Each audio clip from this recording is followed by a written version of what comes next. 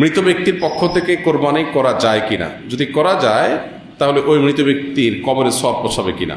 মৃত ব্যক্তির পক্ষ থেকে কোরবানি করা যায়, এবং জীবিতরা মৃত ব্যক্তির তরফ থেকে কোরবানি করলে সেটার সওয়াব মৃত ব্যক্তির আমলনামায় জমা হবে ইনশাআল্লাহ তাআলা।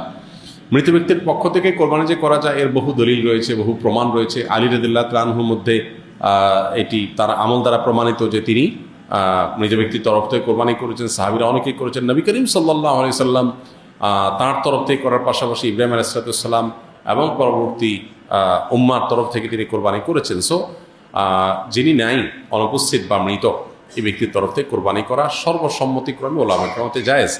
তবে হাম্বলি মাযহাব ওলামা কেরামের অনেকের মত হলো জীবিতদের সাথে যুক্ত করে মৃতদেরটা করা জায়েজ, যেটা রাসূল আকরাম সাল্লাল্লাহু আলাইহি ওয়াসাল্লাম করেছেন।